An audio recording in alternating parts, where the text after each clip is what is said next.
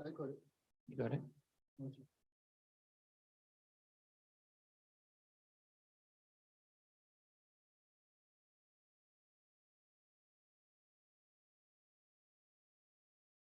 Chair Rivera, you're live.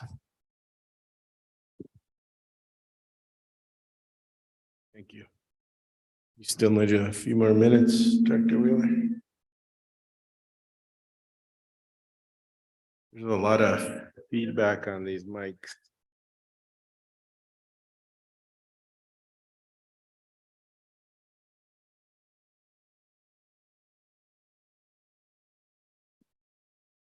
You're live, Chair Rivera. Let's test. Let me know when you're ready, Director Wheeler.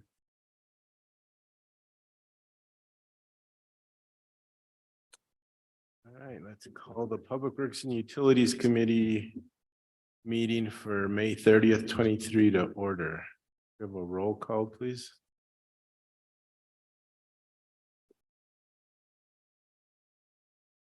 Councillor Lee Garcia, Here. Councillor Romero Worth, Here. Councillor Michael Garcia, Present. Councillor Amanda Chavez, Here.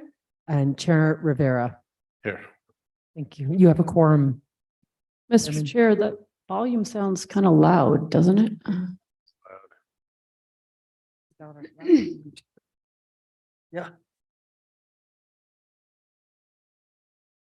Tenzin, can you guys do something about the volume? Seems really high, yes.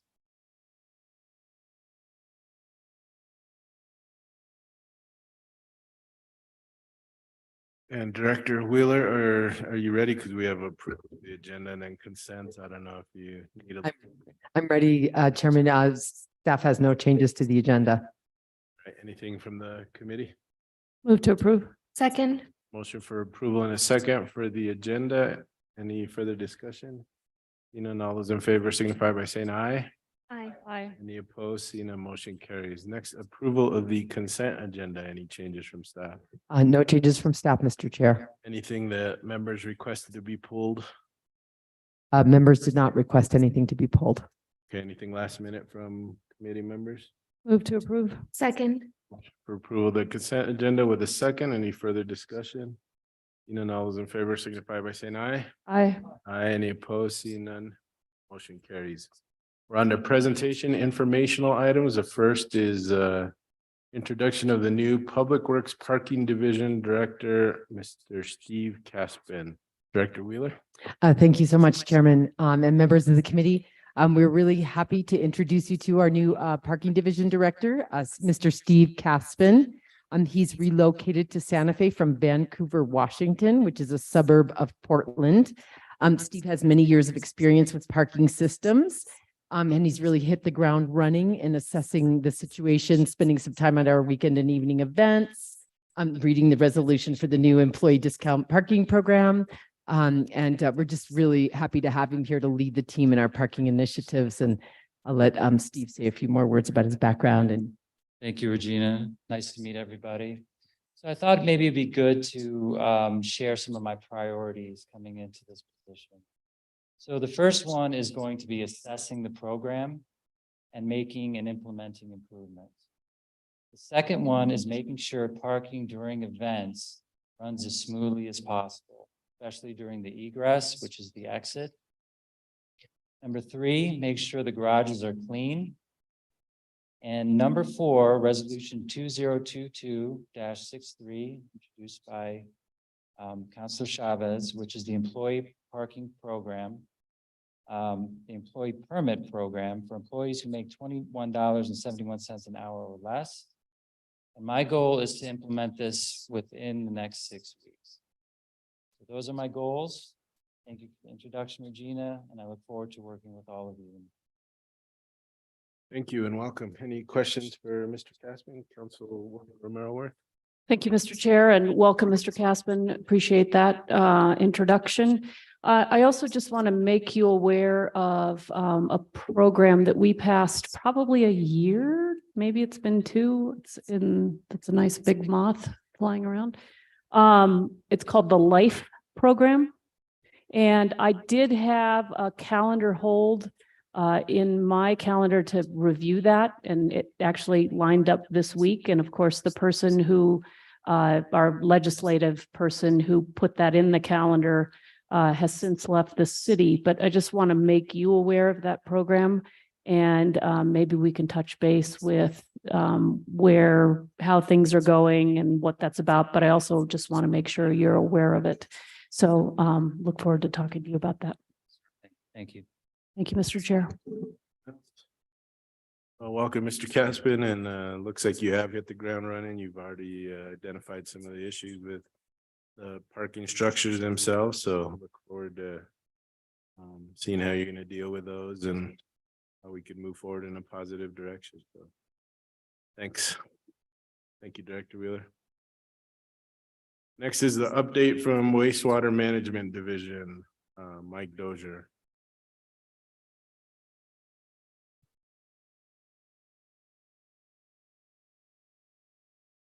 Good evening, Mr. Chair, members of the committee. I'm actually just going to get started right away here. For everyone to understand and just to think through while we're going through all of this, the city has two permits that are related to the effluent water. One is the NPDES, the National Pollutant Discharge Elimination System permit, and that one is for the water that goes into the river on a regular basis. The other is the New Mexico Environment Department's groundwater discharge permit, the DP 289, which is for irrigation, any of the reuse customers.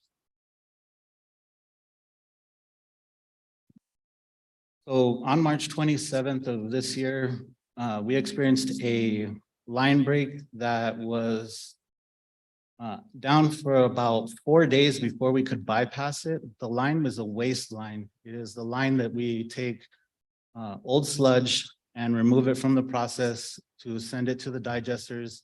And then from the digesters, it ends up to be compost or taken to the dump. So 4 days it was out and then we bypassed it. This thing has crazy reverb on it. After the 4 days, we had it bypassed so we could be wasting again.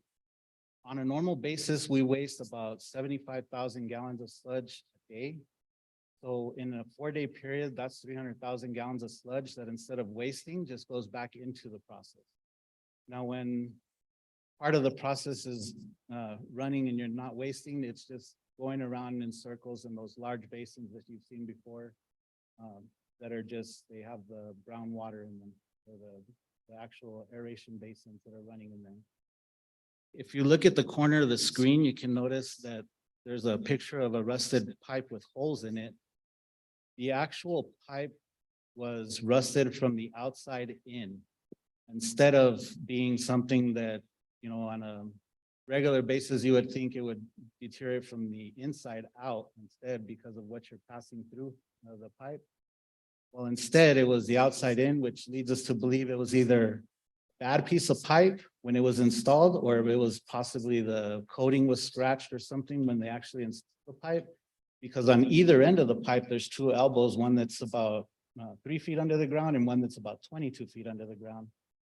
Both of those pieces, we ran cameras through them, looked at them. They look perfectly fine through the inside. There's no issues with any of the pipe. And then we actually dug back some maybe 5 or 6 feet from one of the elbows that we could go up to the pavement, and it looked fine. So we're looking at that as being a problem with that piece of pipe, because the other ones, the outer coatings, the inner lining, the width of the pipe where it was cut, everything looked fine. So within 8 days, we were back online running normal. The bypass was removed and we were back running the wasting around April 4th.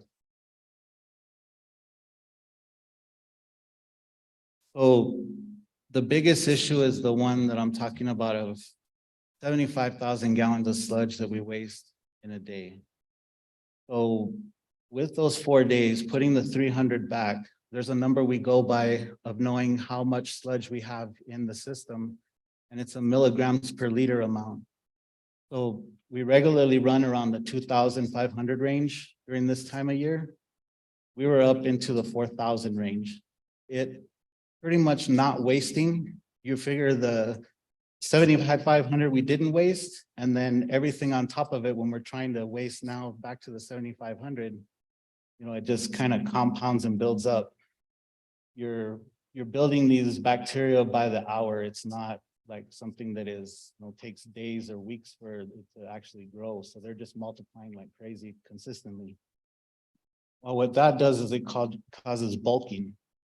When the bacteria starts bulking, you end up getting a growth that starts creating lack of oxygen and lack of food for the bacteria to eat. They tend to cannibalize each other after a while, and you start getting bits and pieces of these bacteria that kind of like body parts that are just floating in suspension, and they don't want to fall to the ground or don't want to stay floating perfectly on top. They just kind of stay in the water suspended. And that's where the big problem starts, where you have these pieces that are just floating through, and they're small enough to get through a filter, but they're not small enough or not large enough to get caught somewhere else, or heavy enough to fall to the bottom.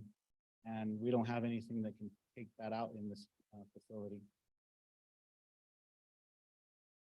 And then the last little dot is we can't turn off the wastewater plant. There's no way to shut it down. There's no relation like water. Something happens at the plant, you turn on a well. We can't do that at the facility. We don't have another one to actually make that happen.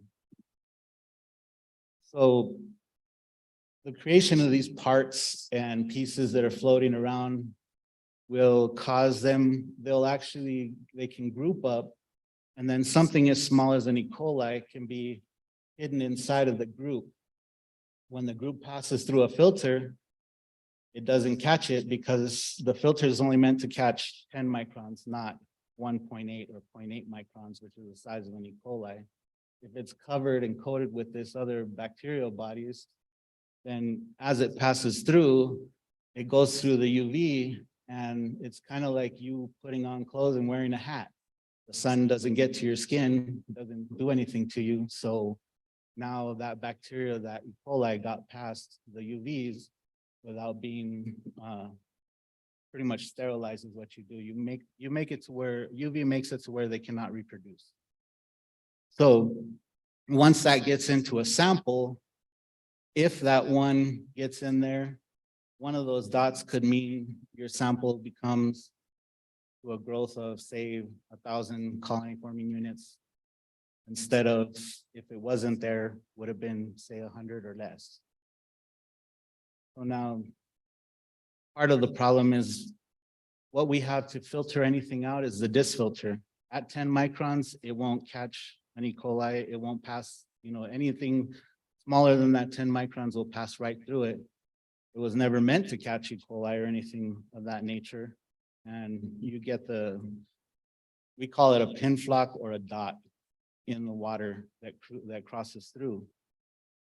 Now, this is just an example of the water going out of the back of the plant. And I don't know if you guys can, on your screens, and just enlarge it a little, kind of really to look into it. And you can see in one of them, there's some dots, and the other one, hardly anything. And that's what we're dealing with right now, that an E. coli sample is a grab sample. It's not something that you can get over a 24-hour period. So if you grab, those two were grabbed 5 seconds apart from each other. It was long enough to just take the picture, throw it out, and grab another one.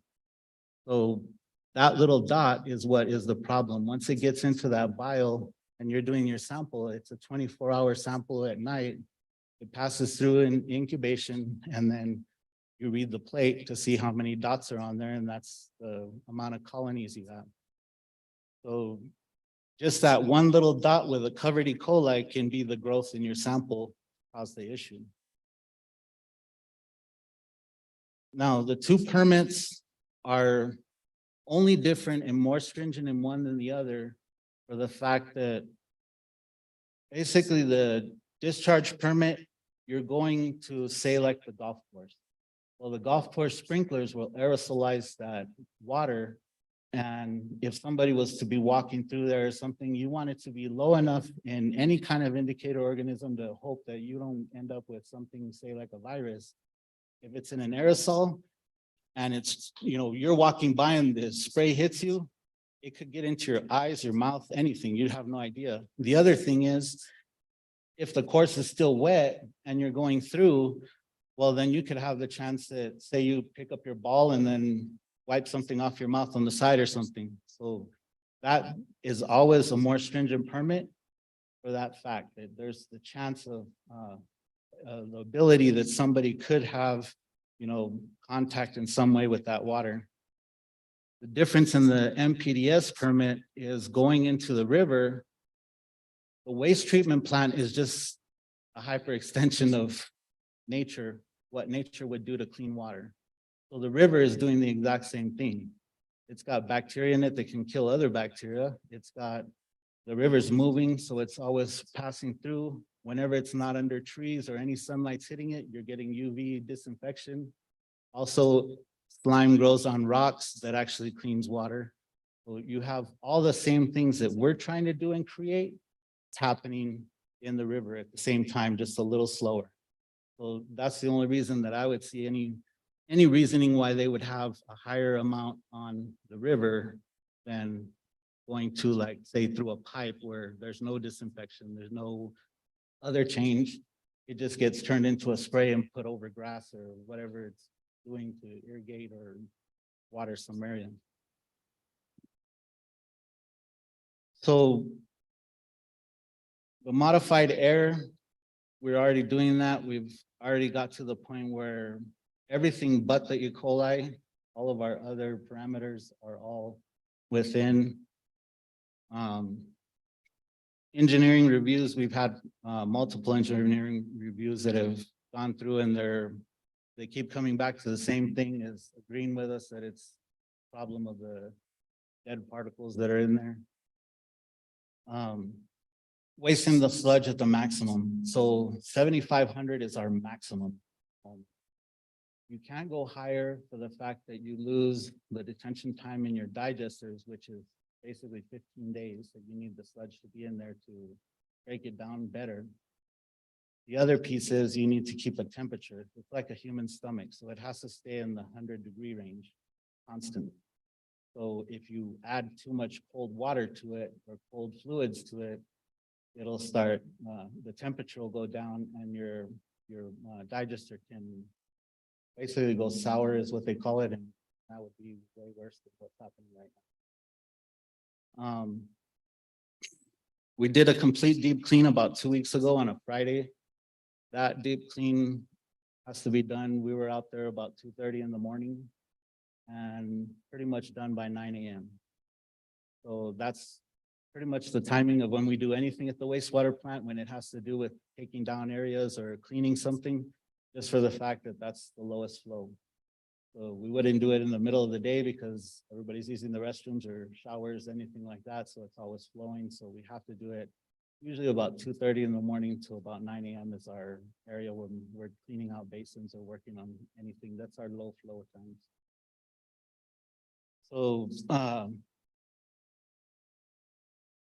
we helped out with Mr. Dupree and getting some water to Regina's group over at MRC.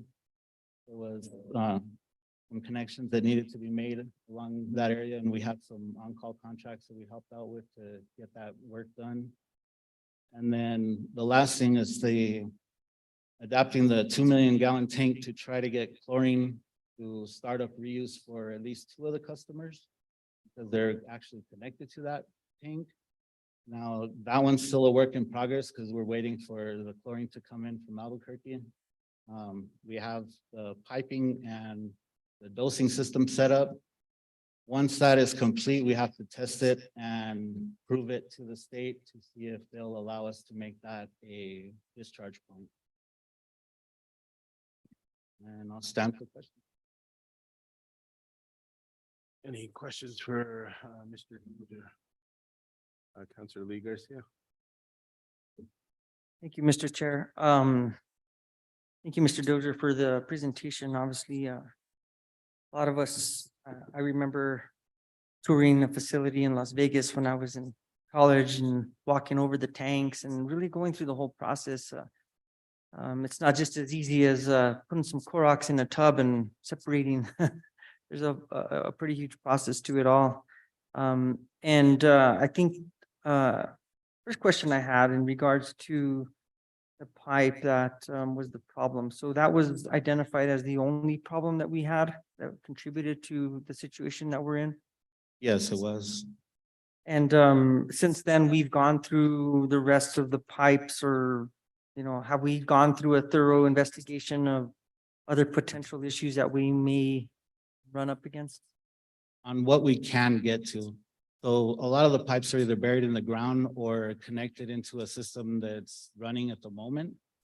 So the only way that we can really actually verify a pipe is either digging it up, running a camera through it, or looking through, there's some of them have side ports that you can take off a side port and actually look through it. We don't see any pipes that are, you know, guaranteed in the next year or anything going to go, but that doesn't mean there isn't one that we can't see. Thank you.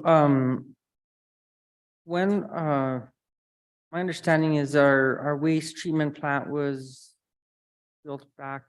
Can you tell us, give us a history of when our treatment plant was built? So the original plant was built in the 60s, and then mid-70s, early 80s and 90s were additions that were changed or replaced in sections. So was the some of these this failure that we've identified, was that something that was originally built, or is that? That was actually a facility that was built in 1981.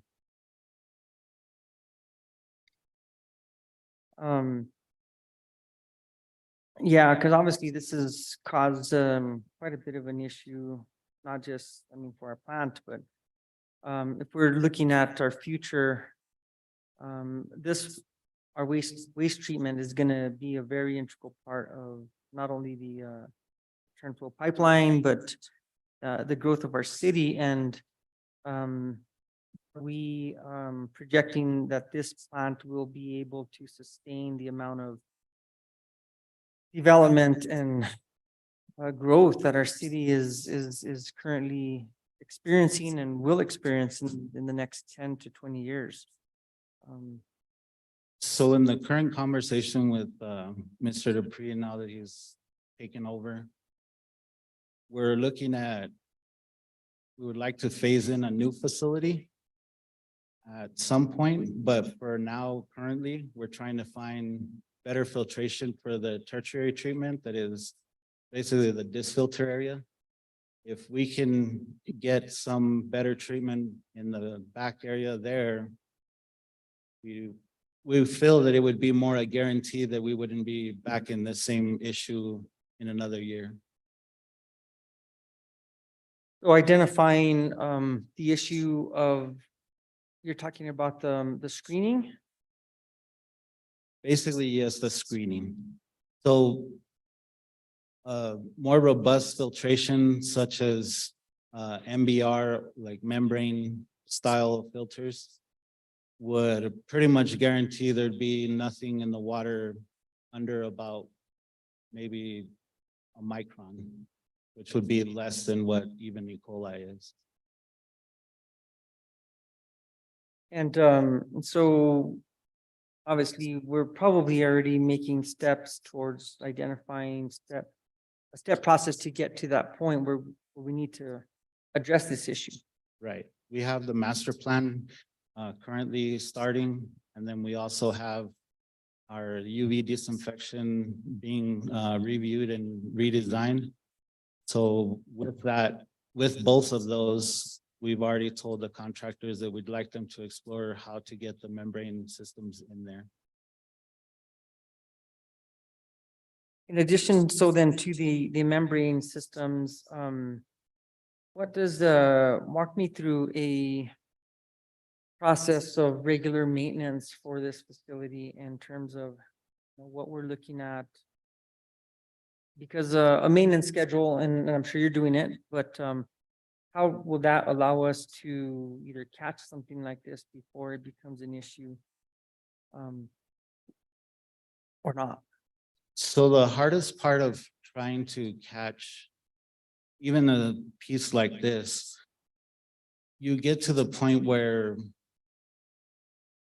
you have to make sure that all of your pumping systems and flows, pressures, everything is maintaining consistently. And now that SCADA is being introduced and we're adding more monitoring to that process, it's becoming a lot easier to actually single out what issues we're having, currently. In the past, there was no SCADA or monitoring other than, say, checklists that a operator or maintenance person would go through and check off and, verify that the pressure is correct or verify that it pumped the amount that it was supposed to pump for the whole night. Now with the SCADA system, you're getting a lot cleaner visual of, you can actually plot it on a graph and look at it and see if a pump actually did what it was supposed to, or if it was pumping at a high rate and the other side looking at a flow didn't have a high rate, or the rate you were looking for. Those are the things that can actually decipher if there's an issue either in the pumping system or you're losing something somewhere on a pressurized line. That would be one piece that you'd look at. The other pieces that we've been working on is actually trying to run the camera system that we have through any empty line whenever we have a chance to have it empty. So the biggest issue is when we can have it empty.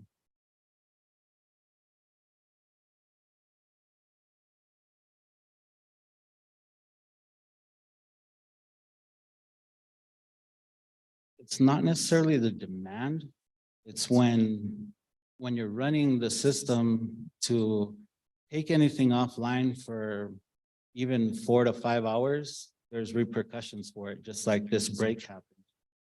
So if we were in a great place that, all of our systems were running perfectly fine and we could take off the waste system for 6 hours and flush it out and then run a camera through it, that would be perfect scenario at the moment.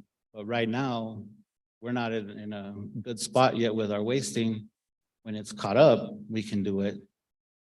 But it's like if you try to do it too consistently or try to shut things down and not have it running when you're in a situation like right now, it's you tend to screw up other issues in the plant. So everything from the beginning all the way out to the end, from the influent to the effluent, any little change is felt throughout the whole system. So you have to compensate for those changes at some point somehow. So say like our shutdown the other day, we actually took one clarifier in the front, a primary clarifier offline, drained it down, and that gives us 3.5 hours of no water at the effluent. So then we had to take out some original plates from the early 80s out of another area to make the aeration basins drop 3 feet so that you can get another 4 hours out of it. So that no water goes to the back, so that we could drain all of that area and clean it out. Basically like brushing with brushes and scrapers to clean that whole area out. So it has to be completely dry. So just in that piece, we know that whole backside is perfectly fine, and we did some testing while we were in there and took pictures, and made sure there were no large cracks or anything in the concrete or infiltration from some other basin into there. But you can't just do that every day this week, because then your plant would feel it. It would bother the way the treatment is happening. Thank you, Mr. Dozier. And again, I just, I think a lot of these are questions that or answers that the community probably wants to hear in regards to what's going on. How do we resolve this issue? It does affect the all the people who utilize that especially the effluent water for, our soccer fields, our golf courses, all the places where people go to have a better quality of life. So, I'll stand for now, but thank you for answering those questions. Thank you. Councilwoman Amanda Chavez. Thank you, Chair.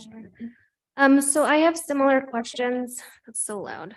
Similar questions just about the infrastructure of the facility. I know that you mentioned working on a master plan and the phasing of kind of rebuilding potentially. Could you give me just a little more details on the timeline of that?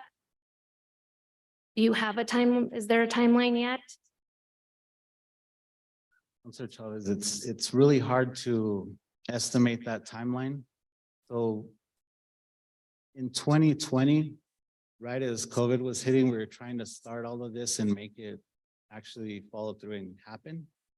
And it's been 2 years before we could even get this going to where it's actually happening now to go through and start up the master plan. So has the process of the master plan began? It is barely going to begin. So it's going to be initiated soon. Yes, and well, the actual first meeting is, I believe, in the middle of June. Is the initial start of it. Yeah, so, I have concerns about the age of the infrastructure, especially because, and a question is, have there been other issues similar to this due to the age of the infrastructure? So when I started in 2019, the aeration basin on the north side had a broken inlet valve. So there was no way to use that basin for about 2.5 years. So that's pretty much exactly what you're asking. I mean, there is a lot of infrastructure there that over the years hadn't been necessarily maintained very well or just wasn't replaced. We have a screen for the headworks that is sitting in a garage right now. We're waiting for a contractor to come in and install it. But there was already a project on the headworks. This was kind of like a Band-Aid, keep it alive until the project is done. So last year we ordered the parts and we got it delivered this year. And now we need the contractor to come and install it. So pretty much about 70% of the facility is in the same spot. There's pieces that need to be replaced. They're old. We did a $700,000 contract last year just to replace about 40 pumps that hadn't been replaced in the whole time that the facility's been open. And all of those pumps, it's taken, I believe the last one will be here right in July. We had 4 of them installed the past week. So all of this stuff has outrageous lead times, anywhere from 5 months to a year to get anything to the plant. And to replace a lot of the stuff, it's like the past 4 years, we've just been ordering everything and anything we could think of that could go wrong or could fail. Yeah, I would, I feel like at this committee, it would be good to have a presentation, a more detailed presentation on the master planning, because I think that it's a huge demand on resources, including staff, when you're living in a state of patchwork. And I don't think it is a way to successfully function in any aspect of our organization. I feel like a master plan is a priority in the sense that, I feel like we should know the timeline, know what we can do to support, the movement of that.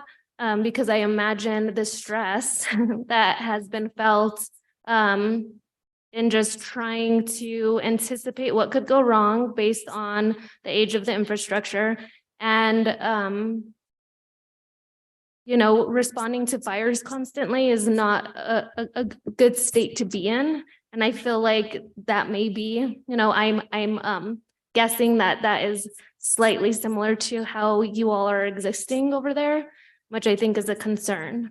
Could we, Director Wheeler, could you communicate that we get some more information on that master planning? I feel like that's the key solution to the issues that we're seeing here, and that's the information that we really need to be hearing about, because that is the solution. Chairman Rivera, Councilor Chavez, I was just writing a note right here. Thank you so much. Thank you so much. Thank you. I appreciate you. Thank you. Councilor Michael Garcia. Thank you, Mr. Chair. Thank you, Director Dozier, for being here. Thank you for answering the questions. I think it was at our last governing body meeting where kind of came, give us a brief update on what we were talking about today. In the presentation, you mentioned the break happened on the 27th, and then it took about 6 days to fix. But last time we heard from you, which was about 2-3 weeks ago, you had mentioned that we still weren't producing effluent. Is that still the case today, that we're not producing effluent for not only city usage, but for customer usage?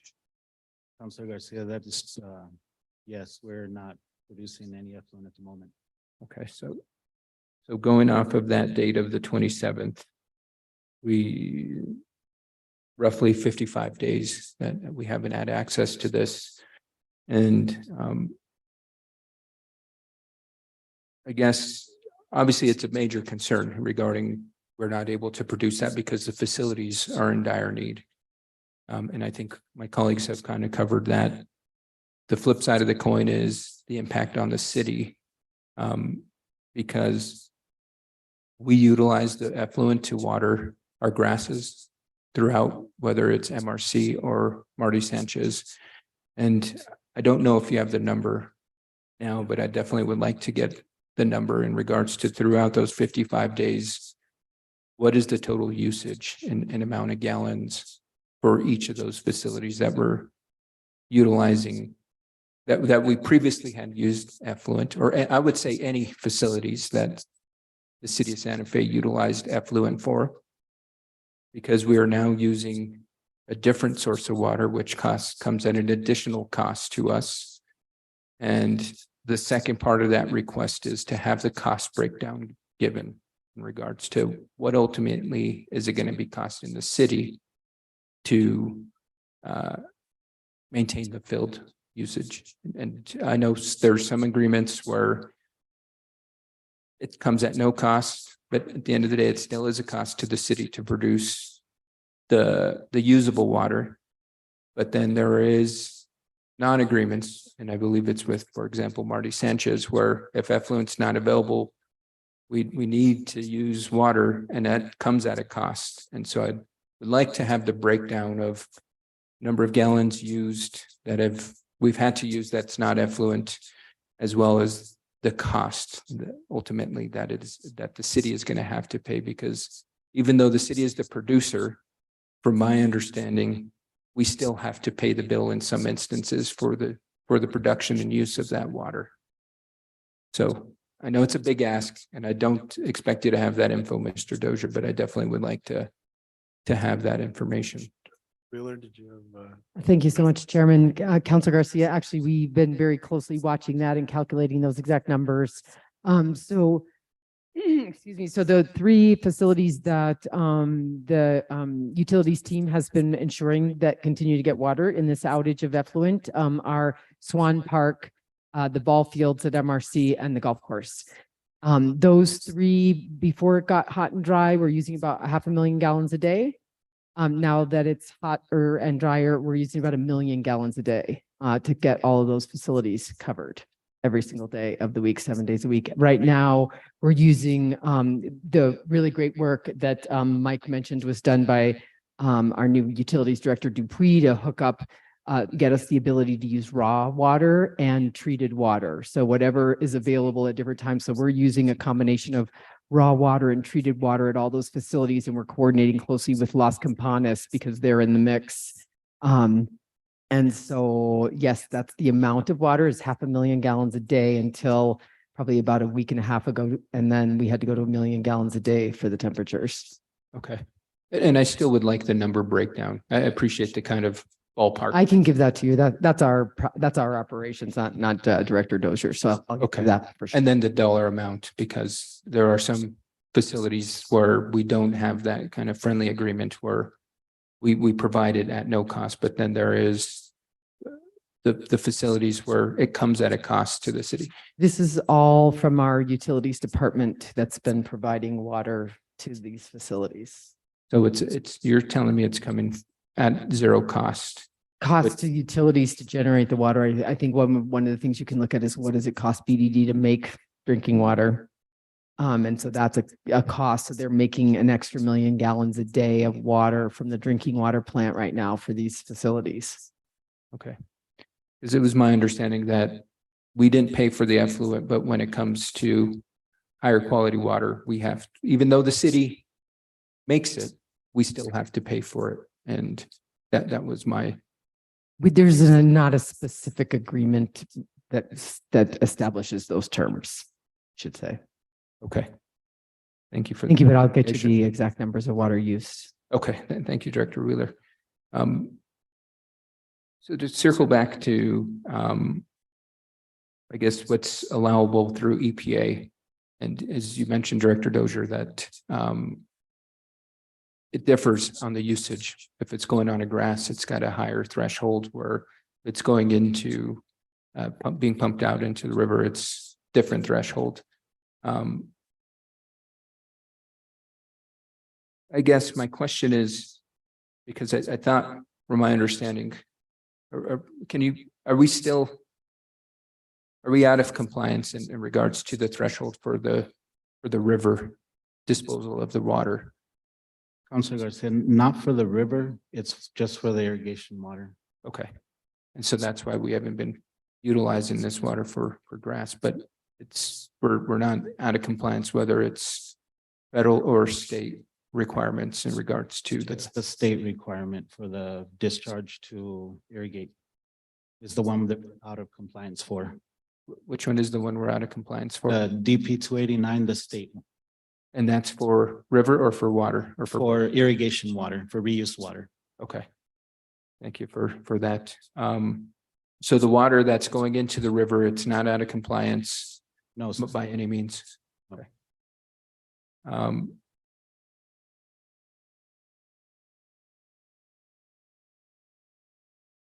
The master plan that you had mentioned through the questions from my colleagues, that was to begin to develop a new facility. Is that, or can you explain? the master plan is to look at everything from the collection system to the city facility, the treatment facility. And also look at the possibility of doing a new facility. So the thought process is to build a smaller facility and grow into a larger facility and then mothball the old one.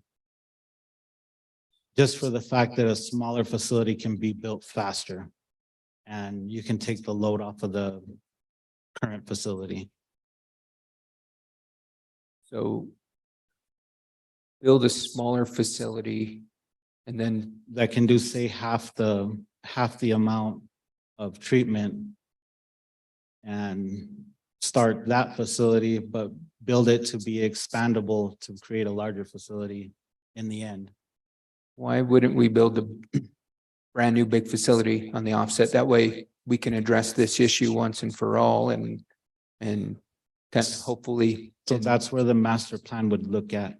Okay. If it's more feasible to just mothball everything and build something new now, or to phase one in, or to do something else to this older facility that could make it viable for the next 20 years. Okay, thank you, Director Dozier.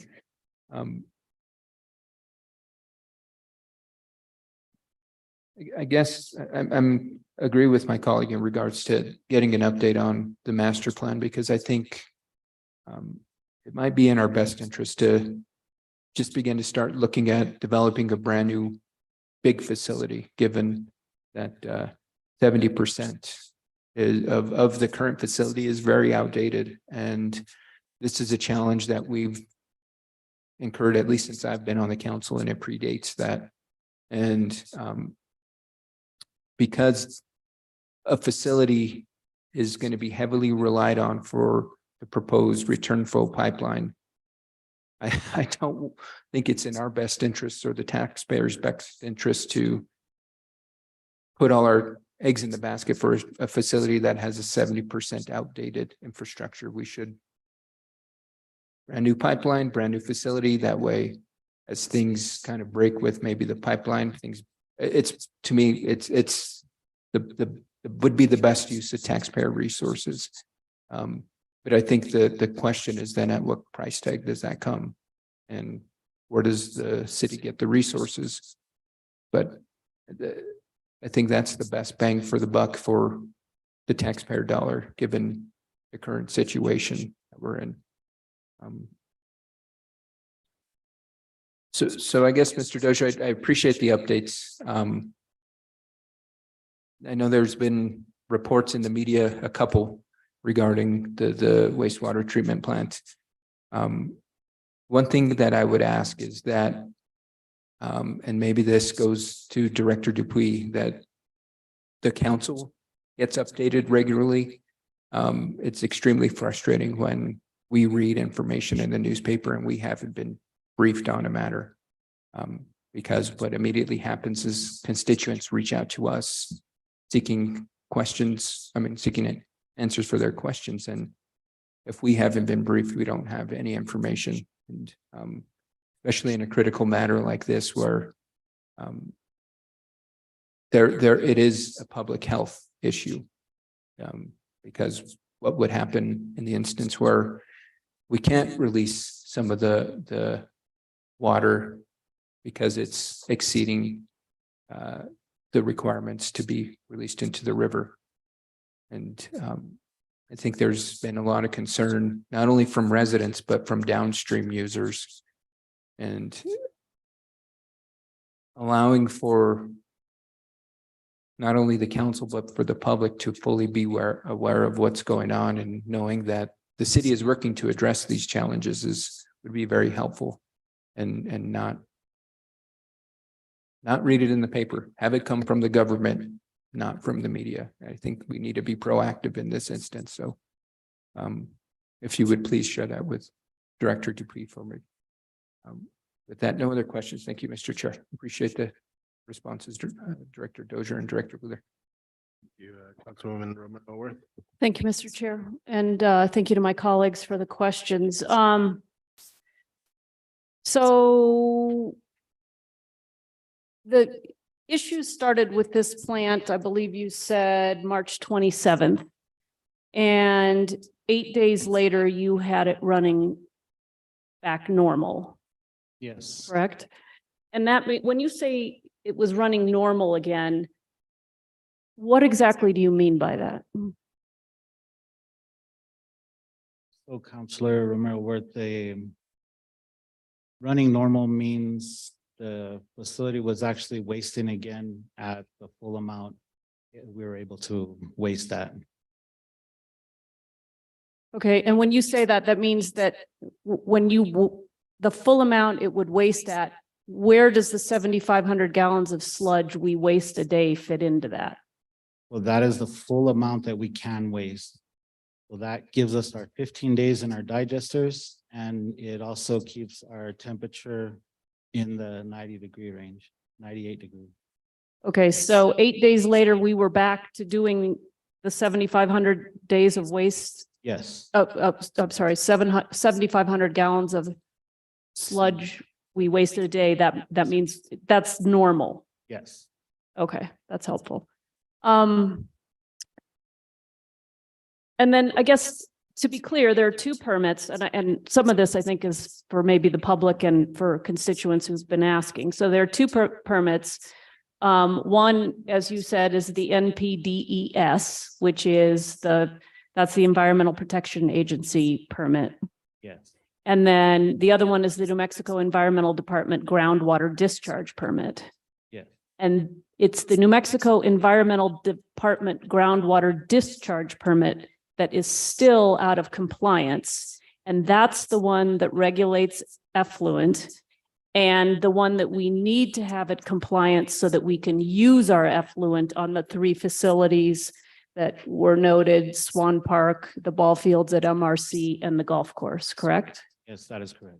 Okay, so just so so everybody, because so we're using all the language and helping everybody kind of track. But the permit, the U.S. Environmental Protection Agency National Pollutant Discharge Elimination System permit, that's the NPDES. That one is back in compliance, and that's the one that runs to the river. Yes. And that's actually a really important one, obviously for a lot of obvious reasons, but there was mention of the return flow pipeline. That's the one that for the return flow pipeline, and for the discharge to the river, I mean, this is all critical, but I just want to, for the return flow pipeline, that's the one we're watching is the NPDES permit Yes, that would be the most important one for that. for the return flow pipeline, right? Okay, and you mentioned, I'm trying to figure out where I want to go next. Let's talk about the deferred maintenance on the facility, which you've been experiencing for, I remember Director Jones was in front of us a number of times over the years, struggling with these exact things. And so, as you said, this has been a problem for, I mean, you came in 2019, it was a problem. It was a problem prior to your arrival in 2019, correct? This is the result of the fact that we have not kept up with the deferred maintenance that is required on this facility. Yes. Since 2019, when I arrived, there was multiple sections of the plant that were either not running or systems were just barely getting by. And probably spent about somewhere around 15 million in repairs in the past 4 years. This repairs not even related to projects. And that's really, and that doesn't happen to a facility overnight, right? That's years and years of not paying attention to keeping the plant operating. Yes, that's exactly correct. And I would say the first 6 months, I had 2 out of service lists that were created in Excel that were about 5 sheets long. Just walking through each building and finding things that were just turned off. Yeah, everything from to like a small pump or some switch that was to create it, to make it to run in auto, variable frequency drive, just shut off, down to fire alarm shut off. No reason, not understanding why it hadn't been changed. Okay, and this master plan that you're talking about, is it an asset management plan? Or is it different? It's different from an asset management plan. An asset management plan would look more at like, it would look more at actually independent parts, say, that make up a building or unit of what's being worked on. And you would look at each piece. Now, there are crossovers that they'll say like end of life or age of the equipment to comparisons of how it's reacting and working. But it's a little different. You're looking more at the long range that they'll actually take into account, saying, well, you had this pipe break and you could have, whatever their factor is of possibilities that this could break down the line at some other point within the next year. You're looking at pieces in there instead of, say, equipment only. Okay, and I guess I'm not following which which So- thing you're working in which plan. And let me just stop you for a second. Do we have an asset management plan for this facility? Was there ever one? At wastewater, there never has been one, I don't believe. I mean, is that, so I know we have one in our at BDD, for instance. Yes. Should we have had an asset management plan for this facility? Would it have helped us from getting to this point? I believe it would have, and it still could. I mean, a good asset management plan always creates the ability to look at the equipment and be able to fix it before anything happens. I mean, actually doing a PM than putting out a fire. Right, and that's kind of how that's how you stay on deferred maintenance, right? You kind of say, all right, these pumps have this kind of a life, this filtration has this kind of a life, we need to be planning for the, replacement and repair and upgrade at regular intervals. And that's what an asset management plan does. Is that correct? And let's go back to that. Help me understand the difference between an asset management plan and this, whatever you called it, master plan.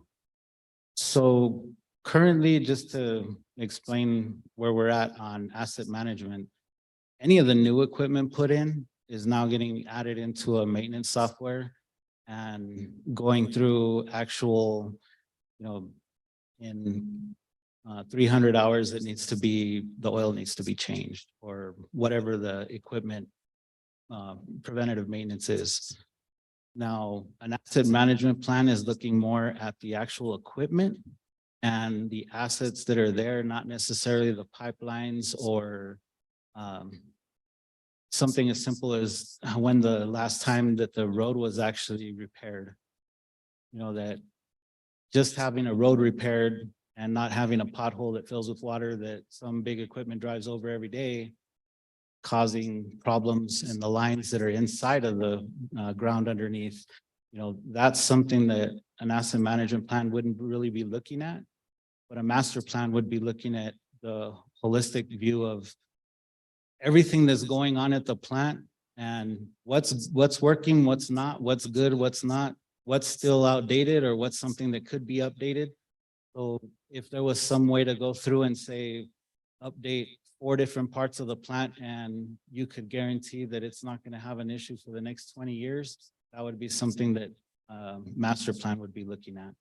How would you advance the plan into a stable ability to not break or not have problems? And asset management's more looking at useful life of equipment or pieces and parts that are feeding into the facility.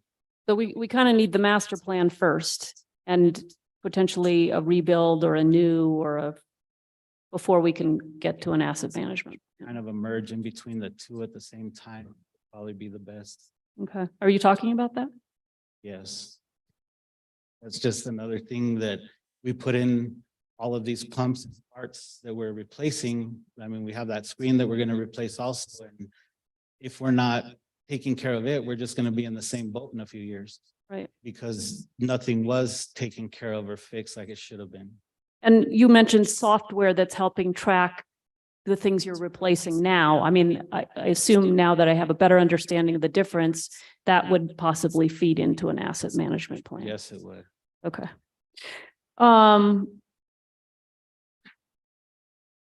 Let's see. And I guess the cost of building a new wastewater treatment facility is, I would imagine, phenomenal, enormous, huge, pick an adjective. That's big. It could be, I mean, if you were to do a new one, yes. yeah, which But is it- why I think you're talking about, how do we like phase into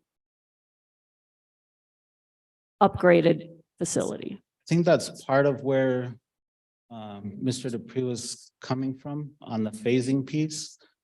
The other part is you can't just build a facility and throw a bunch of people in there and figure it out tomorrow. Right. So that would also kind of be something of phasing in the training and the right employees to run the facility. And especially when, as you said, you can't shut it down and it has to work 24/7, whatever the number, 24/7, 365 days a year, every single year, you can't, there's no, you can't say, okay, stop everybody, we've got to work on this.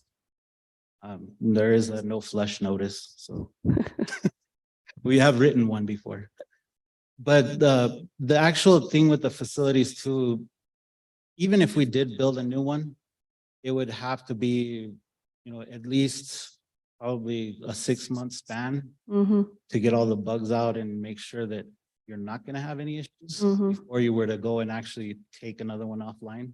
yeah, So part of the issue is using the live bacteria and all the treatments that we're using. You can't just create that overnight.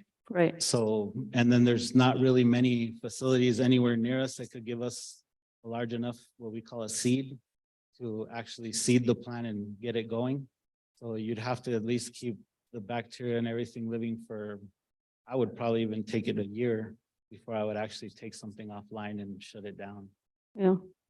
Yeah, and I guess I don't think we know what the biggest quote unquote bang for our buck is yet. I don't think we have enough information. And we're talking about a phenomenal price tag on a new plant and a process that can't be shut down. And we're, as I think Mr. Jones said when he left, bacteria that doesn't always do what you want it to do. And so there's so many variables and so many things that you can't quite control as you try to move from what obviously is something we need to improve on, but it's going to have to be done very strategically. And I think that's what you all are figuring out with this master plan. I keep trying to call it special, but am I correct in that thought? Yes, that's exactly correct. Okay, and then you mentioned raw water as a way of meeting the demands of the 3 facilities, Swan Park, the ball fields at MRC and golf, or maybe it was Director Wheeler. When you talk about raw water, it makes me think about the deal that we had with the county because they have more access. I can't remember what we called that. And I don't know, Mr. Chair, if you remember, but we had a pooling agreement or something where we'd use they didn't have any storage ability, but they had more raw water than they needed. And so we were going to use their raw water and then allow them to store or maybe store so they could tap into it later. Or I can't remember what that agreement was called. Do you remember? If it actually is the pooling agreement. It's like the raw water pool agreement or something. I was trying to look back in my email. I can't quite remember. But I would assume that that agreement is helping us right now meet these water needs. Is that true? And if you're not the right person to ask, I'll certainly run it to another. So I'm not completely sure, but I do remember from Buckman that the possibility is there. Yeah. But at the same time, I don't think there's any leash on either county or city water to be used for irrigation. Yeah. They're just feeding into 2A and whatever their demand request was, whether it be San Juan Chama or the other is what would be the deciding factor in there. Okay, I'll ask that question elsewhere. I don't, you have plenty of expertise. You don't need to know that on top of everything else. Okay, and I guess I would echo, it would be nice, and I hope you'll tell Director Dupuy that we should be hearing this more directly and not reading it in the paper. And it's true when we have constituents who reach out and say, oh, I saw something that says we're out of compliance and I have no information as to that. It's not ideal. So, let's just get our dirty laundry out there and own up to it and, start working on it. So I think that's all I have. Thank you, Mr. Chair. Thank you, Mr. Dozier, for being here and for your presentations. Very informative. Thank you. Mr. Dozier, you mentioned SCADA. Can you tell us what that is, what it does and how it's going to help? Mr. Chair, SCADA is basically just computerizing and automating anything you want in the plant. It takes time and effort to get there, but it's working little by little. Our digester project was what introduced it. And now we actually have a plan that we're trying to add. Every site, every location, like say the effluent meter now can be read from a computer screen in the control room. The influent meter, the same. Now I can tell you the temperatures in the digester. I can tell you what mixer is working. I can turn on and off mixers. I can go to the aeration system and I can look at nitrate and ammonia real time. So probes that are out there testing for constituents, probes that are testing for pressure, probes that are testing for flows, whatever it is out there, you can see that. And then also now we're getting more and more equipment in that we can actually open and close valves, have actuators out there that can move from one side to another of the system. And those pieces, everything that is done, whether you go up and they open a valve to a certain percentage or close a valve, or the computer does it for you, you can go back and look at that item and actually graph it on a screen and see what it did over the past 24 hours or the past 16 months. Whenever it was plugged in, all the way back, you can look at it. So those pieces will make you have the ability to actually review and look at more parts of the process so that you're not having to rely on, say, did the night shift operator open the right valve? Or did they not open the valve? Is that why this is doing something? You know, is it not correct? Or did the day shift operator forget to open something or close something? So the SCADA system, everything was done manually.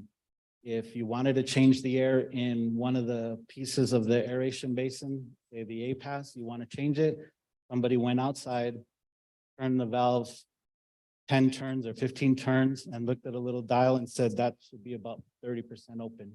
Now you go and push a button, tell it to open to 30%, or adjust outside. You can do the same. You can flip the switch, open it to 30% and run it at 30%.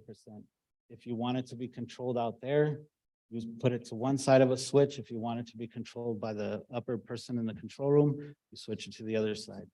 So all of those pieces, what they end up doing is when you look at things like we're trying to decipher what was going on with this issue, everything you start going through, you look at where your air's at, what kind of, you can see the amount from lab samples. So they do a test called the BOD, the biochemical oxygen demand. When that test comes in, you feed that, you feed flows, and you feed air information into a calculation, and you can start looking at things like the food to mass ratio, how much food's coming in and how much mass of bacteria you have. Ours was very skewed. We had way more mass than food coming in. So the instantaneous thing you start seeing is a foam coming up to the top of the water because the bacteria in there are eating each other. They don't have enough food to eat. You know, so all of that SCADA pieces, we can look at everything and then start adding all those numbers in, and you can kind of just like going through a crime scene trying to figure it out backwards. Thank you for that. Director Willie, you said we're getting direct water for Swan, MRC, and Marty Sanchez. Is that directly piped from the Rio Grande, similar to what Las Campanas is doing? Chairman Rivera, that's a really good call. We actually tapped into Las Campanas's pipes at a point where we could get raw water. Actually, Director Dupuy did all of this, where we could get raw water or treated water right there. So we're actually using a hydrant for the treated water, a connection for the raw water that comes out. I think you said booster station 2 or 1 at a Booster station 2A at Buckman. Yeah, which is good news. That's solar powered with a megawatt and a half of solar. But so there are connections to each of those directly. All right, so we have redundancy built into the system now. Correct. Resources, 3 ways to get it. Good. What is, I know, the country club is tapped into a fire hydrant that is metered. I assume they're getting charged the regular water rates. Chairman, I'd have to check with the utilities team on that. I believe so, Chairman. That's what I thought, especially because of the meter. Do we know what the Downs is doing? Are we giving them any assistance at all, or? Chairman, I don't believe they are getting any irrigation water at this point. I think that they're working on that. I think Director Dozier said that the tank solution may be part of that. But right now, what we did was we just have allowed everybody who was using the Downs to use our fields and have coordinated that. When do we expect the effluent to be back online? Councilor Rivera, I don't have an answer for that. So I heard, I don't remember from where, but that after the pipe broke, that we were told that we couldn't start up at least for 30 days. We had to show 30 days of, I guess, clean sampling or whatever the regulating agencies wanted the effluent to be at. Chair Rivera, that is exactly what the conversation that we had with NMED. They showed up at the site to talk with us about it, and they were not comfortable with us starting up and not making our monthly average fall into the value that they're requiring. So it could be, even if everything was perfect today, it'd still be 30 days from here on out before they even let us start. That is correct.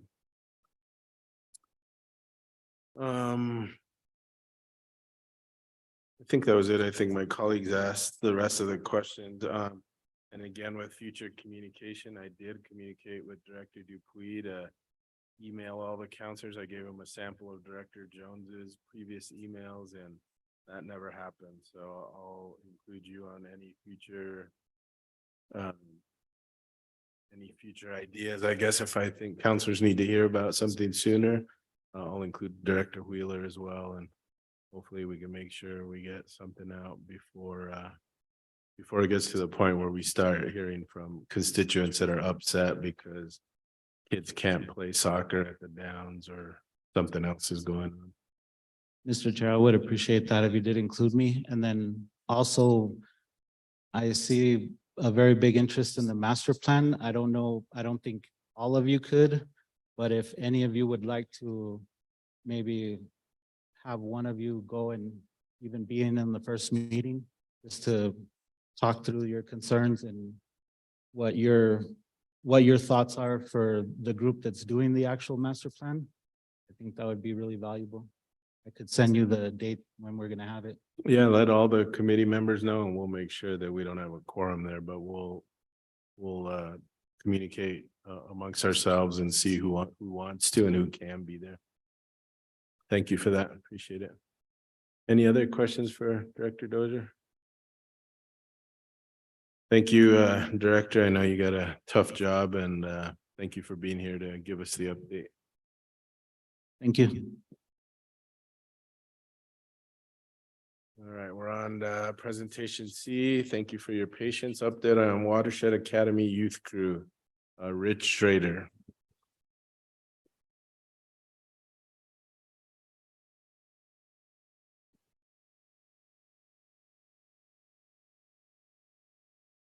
Right.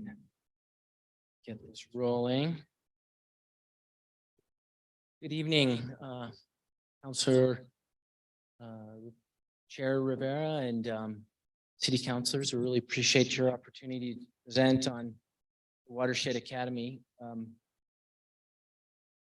I'm honored to be here in front of you. We've been doing this Watershed Academy for 4 years now, and I'm joined by my colleagues, Carlos Herrera, Gabe Vasquez, and Tian Sandoval, who we have 2 interns here, and also Carlos Rivera is Carlos Herrera is our operations manager. So what we want to present today is about the outcomes from last year and what our visions are for this coming year. And just give you an update, talk about where we've been and where we're going. The Watershed Academy started in 2020 with 1 crew, and in subsequent years, we've grown to 5 crews, in part because of this last year, we've grown from 3 to 5 because of the Calf Canyon Hermit's Peak fire and just demand from people in the Mora, Las Vegas, and Pecos areas that were impacted by the fire. And what we're doing is we're building job pathways for restoring watersheds and educating youth and connecting people with ecological restoration jobs. And we're doing that through meaningful engagement. We work with professionals like Zoe Isaacson, the River and Watershed Manager, Alan Hook of the City Water Division, and we develop projects that help them get their job done. Working with private landowners and also other agencies like the U.S. Forest Service. And it becomes meaningful when the interns, they complete projects that benefit communities, that help restore rivers, that help keep water closer to the land and in communities, places impacted by drought. So what I'd like to do now is go ahead and turn this over to my one of our interns, Gabe Vasquez, and he's going to talk a little bit about where he worked and some of the stuff that really takes home from last. Oh, a couple images here before we turn it over. Here's Perla Miramontes right there. One of the things that we do is we teach interns how to do mapping with GPS devices and drones. And there she is in Aztec Springs, the area near the Cerros Colorados and the Hyde Park Estates area, where we did a survey of forests and the thinning projects that happened there. But the wood was still there. Nothing's happened with the wood. They thinned it, but it's still there. And then on the left is an image of us doing this crew doing an erosion control project in the Hermit's Peak area on a private landowner's piece of an arroyo that was eroding. And then on the right is our crew in El Rito helping do a laser level survey, finding erosion areas on a farm that had soil health problems and erosion problems. Now I'm going to turn it over to Gabe Vasquez. He'll tell you a little bit about some of his takeaways. Hello, everyone. I'm Gabriel Vasquez. I'm a graduate from the Academy for the Technology and the Classics. This is my 4th year working with RiverSource.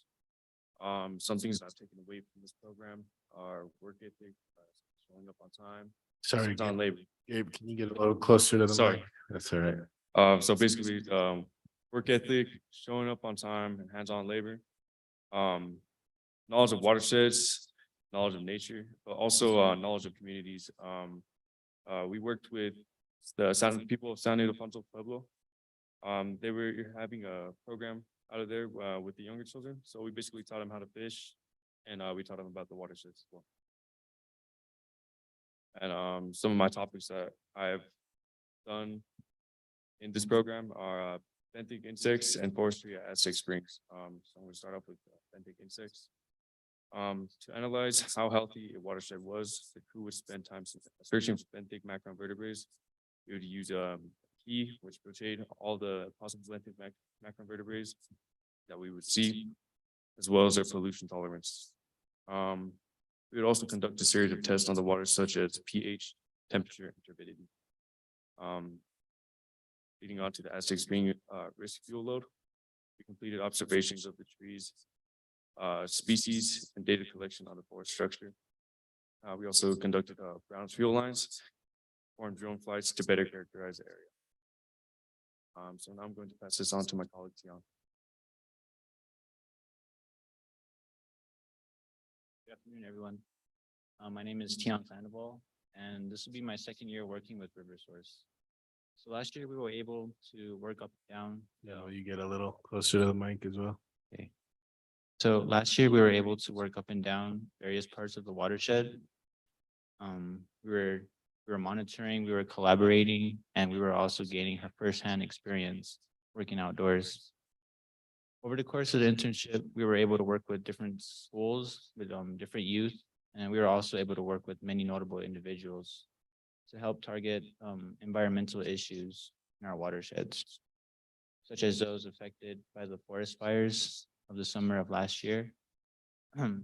Above all, working with the youth and building teamwork helped me gain a better perspective on environmental stewardship. So one of the projects I appreciate being a part of was the stormwater and erosion control on the Santa Fe River near the Siler Bridge. So this was an ongoing project that started during the internship. This was an ongoing project where we performed drone flights and down the river. We mapped the area and plotted it through GIS. So on December 2nd of 2022 is when we finally got down to business. We started working out and we started working with volunteers from Santa Fe Prep Master's Program, Worcester Polytechnic, and the Santa Fe staff. And over there, we were building erosion control structures on the banks of the river.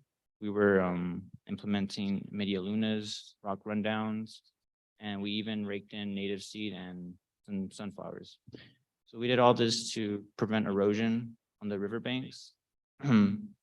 And I think over the course of this project, I gained more insight than I ever thought I would. I was able to gain firsthand experience with the planning and even the budgeting that even went into this project. And I'm going to pass it over to my colleague.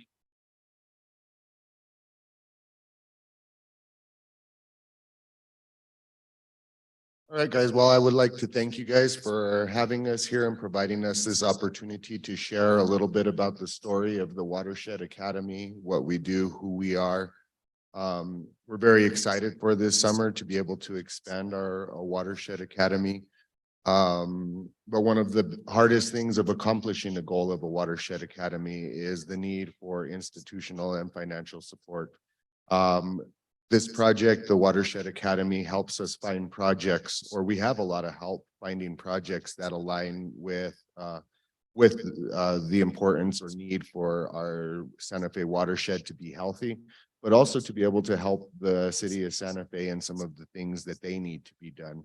A special thanks to some staff from the city of Santa Fe, Zoe Isaacson and Alan Hook, who have been helping to guide our work, including this summer, and providing us guidance and erosion control along the Arroyo Chamisos, as well as the Santa Fe River, as well as working in the forest and helping us gain an understanding of the water supply within our watershed.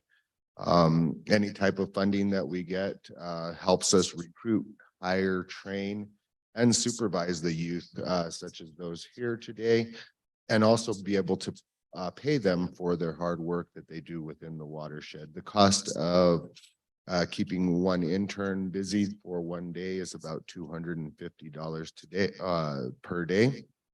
And so I guess our closing statement is if the city would consider providing us financial support, as well as continued institutional support for our Watershed Academy crew. So again, I'd like to thank you guys for allowing us this opportunity to present for you all. And yeah, with that, thank you very much. Anything else? Questions? Any questions? Councilwoman Romero Worth. Thank you, Mr. Chair. Thank you, Mr. Schrader, and thank you, gentlemen, for being here and sharing about your work. Does the city support this work currently? I mean, other than our offering our expertise? There's no financial support, and it would be great to have, because we end up doing projects that protect trails, that clean stormwater that slow water down and prevent it from doing erosion on our soil. So yeah, there's no support. Have you spoken with the staff people you're in contact with in terms of grant opportunities or that kind of thing with Zoe Isaacson and, Yeah, I've explored it with Alan, and Zoe's right now looking at possibly supporting some of the work. Possibly for the next fiscal year in July. But that would be, it's really what we do is we give her estimates and she's looking at buying materials. So not really paying for the interns themselves.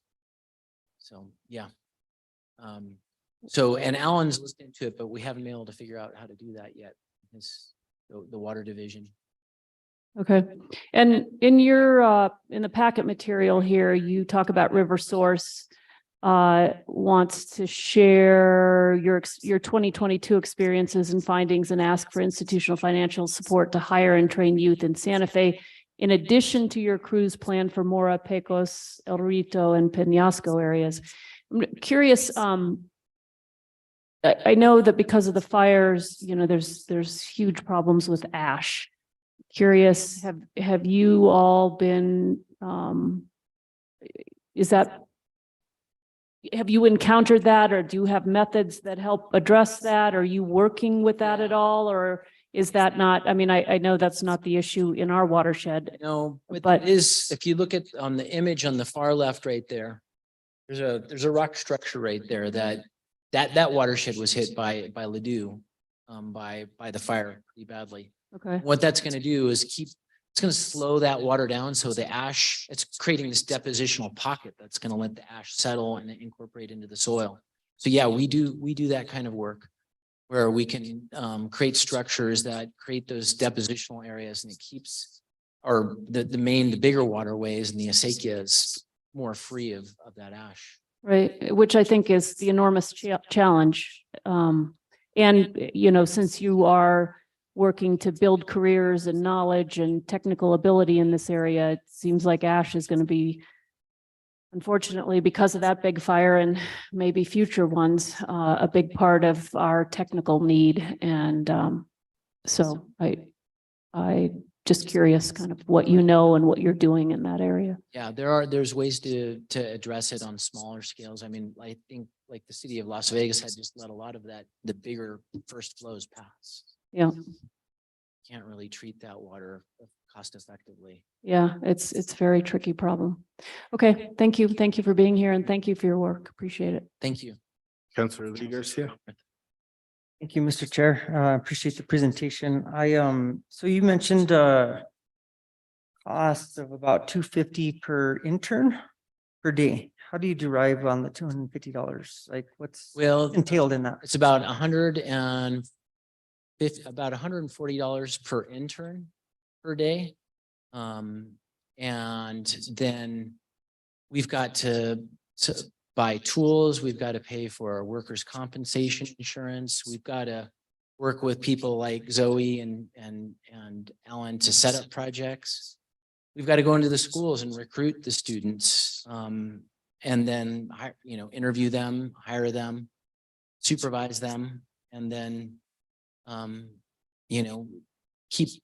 know for instance, Tion, we keep up with them. We provide, when they ask for references for a job or for a school, we stick with them. I know Gabe he just graduated from ATC and he needed a reference for a couple scholarships. Did you get those? Did you end up getting those scholarships? Got one. So we write letters of support. So it's kind of a wraparound type service. So from the very beginning to the end. So that's the rest of it. The $100 is going towards other costs like that. Thank you. So it seems like it's just an overall cost if you average everything out per person. For how long do interns usually work with you? 4 weeks of full-time work is what our typical internship is right now. In the case of Tion, who was out of school, we kept him on and we found projects he could work on. Very nice. Yeah, those are just my questions. I think that a lot of times we don't see what the overall cost of everything is. And when it's all bundled together, you say 250 per day, that's a pretty hefty tag. Yeah. But I think it involves, overall, all the operational costs that it takes to get to that, having that one person. Right. So, okay, thank you for the explanation. I appreciate, that's all I have. Thank you so much for the chance. Yeah, I do appreciate all the work that you're doing with the youth around the state. And if Gabe and Tian are any example of the other kids that are in the group, it looks like you guys are doing a magnificent job. So keep up the great work. I know you asked for funding. That's not typically something that we can come up here and say, yes, we're gonna give you whatever you need. But working through Alan and Zoe is your best avenue to try to move forward with funding from the city. So, but I appreciate the presentation, and now we know who you are, a little bit about you, and if Alan and Zoe come up with anything, I think would love to hear it, probably see more of it. Right. We'll look forward to coming back and giving an update next year. Thank you so much. Thank you. Appreciate it. All right, on to the consent agenda. Nothing was pulled, so no action items for discussion, no executive session. Matters from staff, Director Wheeler. Chairman, thank you so much. I did want to remind the governing body that there is a public meeting right after this meeting that starts at 7 o'clock about the West Alameda emergency culvert replacement project. And I was actually prepared to give you guys a presentation tonight, but we didn't go to that item specifically. So the project is moving along well. We expect to be at 100% design by June 5th. But as you can see, we're coming forward with a preliminary estimate, and we're just trying to get ahead of everything so we can issue notice to proceed for construction as fast as possible, and get this done as fast as possible. It's a really exciting new piece of infrastructure for the city. It was an unengineered, poorly constructed culvert that was the only, and then the guardrail, as you could maybe saw some from pictures in the paper, gave way, and we were happy that we didn't find a car at the bottom of that 25-foot fall. So we're excited about this new piece of infrastructure. Sorry for the inconvenience, but it would have had to happen at some point, regardless, to replace that culvert. So that public meeting starts at 7. And I wanted to let you know too that we're moving out of Market Station pursuant to this Pacifica, eventually moving into our space. The parking window is really the only public facing piece of Market Station right now, and that will stay open to the public until the end of this month, June, until the end of June. And then it'll transition immediately. One day it'll be at Market Station, next day it'll be at Monica Roybal. And that is already being built out. So we'll, certainly work with the public engagement team to get that information out. But I just wanted you to know that as you hear about moving, the staff is actually being asked to leave the facility by like June 9th so that they can come down and break down the cubicles and, start moving things. So we're very much into boxing and labeling and getting people prepared to work from home for a few weeks and getting ready to move. Kind of exciting that a facilities team has done a great job with our new facilities at Monica Roybal. So we're excited. I haven't seen the facilities that the other two departments will be moving into at the leased spaces. And then I also just wanted to let you know, because you'll probably start thinking about this, is that the folk art market is coming soon to the rail yard.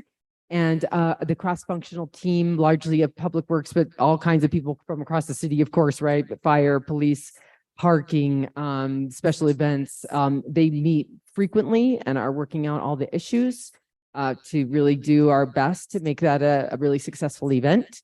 I actually just went out to their website, to the IFAM's website, to take a look at what they're recommending for parking, and I think they could do much better. So I sent a big email to the team that's managing that with them to say, it doesn't say if you come by car or if you come for it's just some weird mishmash list. But anyway, I think they're really tackling a lot of issues. In fact, you might have remembered that there was an item that went through the governing body recently that gave permission for the development of a Wi-Fi in the rail yard that would be a free Wi-Fi available for events. And it's actually up and running. It's really cool. So when you walk around the rail yard, you can be connected to Wi-Fi now. So that's moving forward, and the team is really working to solve all the problems before they happen. And so it'll be the first year in the new location. I imagine we'll learn a lot, but definitely wanted to let you know there's a lot of preparation going on. And that's all I had, Mr. Chair. Thank you. Any questions for Director Wheeler? I just had a, Thank you, Mr. Chair. In regards to the meeting that's taking place in here in about a half an hour, is there a reason why we didn't reschedule that, given that the annexation meeting that's currently taking place with the county? There are a lot of folks that are at that meeting probably would be very interested in the West Alameda culvert design project. And at our last council meeting, I had asked if it can be postponed or moved to a different date so it's not conflicting in. And that's actually going to hold true because the county commission is still meeting at this moment on that topic. And I don't think it's fair for the public to have to pick and choose which event that they want to go to. I would love to have as many folks participate in the city meeting. That way they can help design this new project.